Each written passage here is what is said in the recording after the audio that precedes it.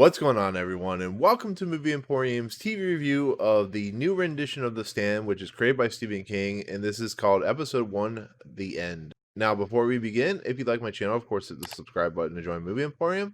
Hit that notification bell at the top to find out what's coming next. If you like this video, awesome. Hit that like button and comment below on any video to watch, including this one. So before I begin, CBS is very weird about putting video content like their trailers in a review. So this will be all pictures and no video content, which is fine because I'd rather have you watch the TV series first before watching the trailers. But The Stand is a well-liked, very, very long book from Stephen King, and it's about a group of individuals, survivors, who survive by being immune to this thing called Captain Trips, which is in essence a worldwide killer that kills 99.4% of the population or something like that, if I read right. And these groups of individuals, there's a good side and the dark side. The good side is with Mother Abigail. They go to Hemingford Holmes to meet Mother Abigail, and they end up in Boulder, Colorado. And at some point, they take on the bad portion of the people, and they go, of course, to Las Vegas and so on and so forth. And so this series, which was created and made as a TV miniseries, and of course the 90s, was a well-liked, probably one of the better adaptations from Stephen King, and I really enjoyed it. It had Gary Sinise, Molly Ringwald, it had Jamie Sheridan, who played Randall Flagg, which he was chewing a lot of scenery. It also had Rob Lowe as Nick Andros. It was a very, very fun series, very entertaining, kind of dark, but I really felt like it followed the book as well as it could in a 4-part, 2-hour, per episode series. So the idea of them making a very much longer adaptation of this book is perfectly all right because the book is like 1,000 pages or whatever. And so I got really excited when this got announced. But the problem was it's been kind of back and forth being announced and who was going to take over it. There was like certain people, like I think J.J. Abrams was going to be involved with this production for the longest time. And it was something I was looking forward to. I was patiently waiting. And after a certain amount of time, Josh Boone, who's known for doing, I think, like The Fault in Their Stars and, of course, The New Mutants, which just came out recently, got on board with a writer named Benjamin Cavell, who's known for doing stuff like Justified. And the cast started, and they kind of shaped this whole entire series for the last couple years. I've been kind of following it. And we finally have the series. The first episode released today on December 17th. And the cast is pretty good. You got James Marsden, Whoopi Goldberg, Brad William Henke, Owen Teague, Nat Wolff. It's a very different, very interesting collective of people. Whoopi Goldberg is playing Mother Abigail, and of course Alexander Skarsgård, which is really interesting. He's playing Randall Flagg, and his brother, of course, played Pennywise the Clown in the It movies. And so I was really excited by this series. They're giving it a 9-episode run. They're giving it, a fleshed out version book. Josh Boone has a way with actors and stuff like that. But, after the New Mutants, I was a little worried.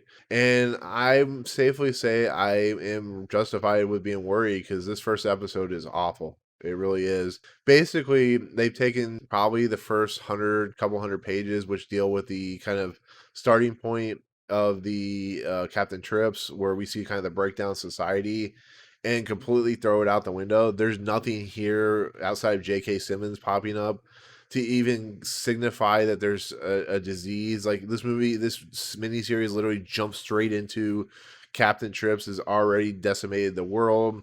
We see Harry Lauder, who's played by Owen Teague. We see Frances Goldsmith, who's played by Odessa Young. She's supposed to be his babysitter, but she looks like she's much younger than Owen Teague. Owen Teague was also in Stephen King's It, by the way. And we also see like Whoopi Goldberg's Mother Abigail and stuff like that. And for instance, like Stu Redman's already in the confinements of the government for his fact that he's not getting sick. And they try to course correct it by doing some flashback stuff with like how Stu got in touch with the army sergeant that escaped from the military base that caused the pandemic to happen. But it's very quick. It's very sudden. Frances Goldsmith loses her father within like the first couple minutes of the miniseries. Like Nick Andros and stuff like that. They're not even in this episode. So you have 9 episodes, and I understand like they're an hour a piece, so you have 9 hours to tell the story.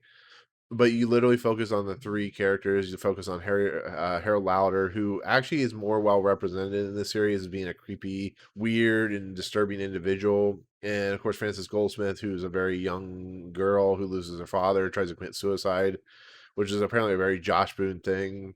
And Stu Redman, of course, is James Marsden, and he does a nice job as having the southern accent and stuff like that. There's a lot more fleshed out material with him and the guy that kind of is in control of his like well being and stuff like that. And the way the first episode jumps around, the fact that we don't really get any of the fallout of the actual Captain Trips, the way series just kind of starts out, it's not good. It's not well written. The characters aren't very interesting. There's no dynamic to any of the characters. I know Harold Lauder is supposed to be a very creepy individual, but there's supposed to be kind of a relationship between him and Frances Goldsmith in the beginning before she goes to Stu Redman, and there's like no chemistry there. There's nothing. There's nothing. It's really weird. Like to watch her and him kind of act each other out. It's just like I don't know what's going on. And like I said, Whoopi Goldberg, because she's such a big actress now, and the woman who played Mother Abigail in the original miniseries was a pretty big actress, but I think having Whoopi Goldberg as Mother Abigail just really throws off this aesthetic. It throws off the kind of nature of the series as it plays along. I'm really hoping that as the series plays along, it kind of settles itself down and starts getting into like the nuts and bolts of what this universe of the Stand is, because it doesn't work here at all. The fact that it's like jumping back and forth between these three characters, and we're not getting any of the other characters. We get some of the radio stuff, like the radio communication and stuff like that on the the radio station, stuff like that. But there's nothing like interesting or dynamic about it. We don't really see much of the fallout with like the military. Like there's some really disturbing stuff in the Stand book, but there's nothing really disturbing here. We see some of the effects of what happens with Captain Trips and stuff like that, but it's really weird. I was really excited by the series, and nothing about the series even remotely made me happy after watching it. Like I'm really worried that the series is just going to start falling apart. It's already starting to fall apart within the first episode. It's just not going to continue to have any highs. Even having Alexander Skarsgård as Randall Flagg was something I was really looking forward to, and I gotta give it credit. He's barely in the first portions of the book. He's just kind of like a mystery figure, the man in black, the person you kind of see in the background, orchestrating everything. And they do a nice job, like when they show the back history, or they show the flashback with the security guard or whatever, the one that escaped from the military base, and you see Randall Flagg actually holding the door open that he escapes through and stuff like that. But I think what made the original series so much better is it had a very consistent, not jumping all over the place and not using flashbacks. It was started from the beginning. We see the security guard escape. We see him hit with Stu Redman and his friends, and we learn that he infected a bunch of people, which of course this virus spreads quickly. And we don't see any of that in this series. We just see people already, all the chess pieces starting to fall into place without giving it any history to the chess pieces.